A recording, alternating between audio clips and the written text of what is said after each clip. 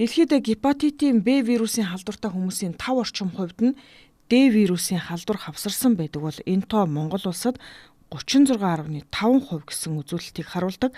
За энэ бол дэлхийд хамгийн өндөр үзүүлэлт юм. Дэлхийд дахинд гепатитын Д вирусыг эмчлэх шинэ эмийн нэг бол Bulevirtide юм. Энэ эм нь элэгний эсэд Д вирус нэвтрхийг саатуулах үйлчилгээтэй. Уг эмийг Америкийн Gilead Sciences Inc компани үйлдвэрлэдэг. За манай улсад тус компанийн патент бүхий элэгний Б/С вирусын зарим эмийг эмчилгээнд хэрэгэлдэг. За харин энэ Д вирусын Bulevirtide эмийг 2 жилийн өмнөөс эмчилгээнд хэрэглэж эхэлсэн. За эмчилгээнд хамрагдсан хүмүүст өндөр үр дүн үзүүлж байгааг ч салбарынхан хэлдэг. Тиймээс вирус нь идэвхгүй болсон хүмүүсээ Д вирусын эмчилгээнээс энгийн хяналт руу шилжүүлж Д вирусын эмчилгээнд огт хамрагдаж чадаагүйсэн хүмүүсээ оруулах болсон гэдгээ эрүүл мэндийн сайд танилцууллаа. 2 жил хийхэд 75 сая төгрөг зарцуулж байгаа шүү дээ нэг хүнд. Тэгээд ийм олон хүн хамруулж чадахгүй байгаа даа шүү дээ. Үр дүн бол тодорхой болсон. Сайн гаж нөлөө байхгүй. Ямар нэг давхцуулж одоо интерферон эмчилгээ хийх шаардлага байхгүй. За ингээд 2 жил буюу 96 7 хоног хийлгсэн бол Bulevirtide эмчилгээ үргэлжлүүлэх шаардлагагүй гэж олон улсын эмчилгээний удирдамж батлагдсан байгаа. Одоо вирус нь идэвхгүй болсон байгаа улсууд одоо бусдад оруулахыг хичээнэ. Ховөө бодохгүй шүү, амиа бодоод бусдынхаа төлөө бодох хэрэгтэй.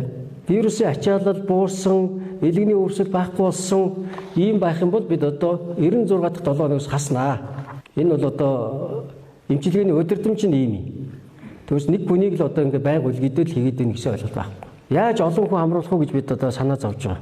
За үүнтэй холбоотойгоор одоо эмчилгээ хийлгэж байгаа 37 хүн эмчилгээ нь одоо гүйцлээ гэж үзэх нь шүү дээ. Энэ бол эмчилгээний өөрийнх нь удирдамж, эмчилгээнийх нь арга нь 96 7 хоногийн дараа төвлөгдсөн байвал дахих эрсдэл бага юм байл. Вирус идэвч магадлал нь бага.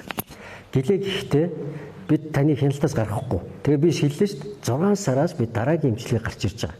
Тэр тариа энэ Gilead-ийн Bulevirtide-ээс тутах юм юу ч байхгүй. Сая бид одоо энэ судалгааны үр дүн маш сайн гарч би аюу баяртай байгаа. Одоо та бүхэн бол ингээд эмчилгээнд орё гэж суухгүй шүү дээ. Шууд орох гээд байгаа байхгүй. Тийм учраас дараагийн эмчилгээ бэлэн болж байгаа. Тийм учраас хаягдчихна гэж битээ ойлгоо.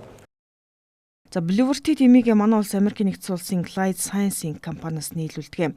Нэг хүний 2 жилийн эмчилгээний төлбөр нийтдээ 75 сая төгрөгөөр хэмжигддэг.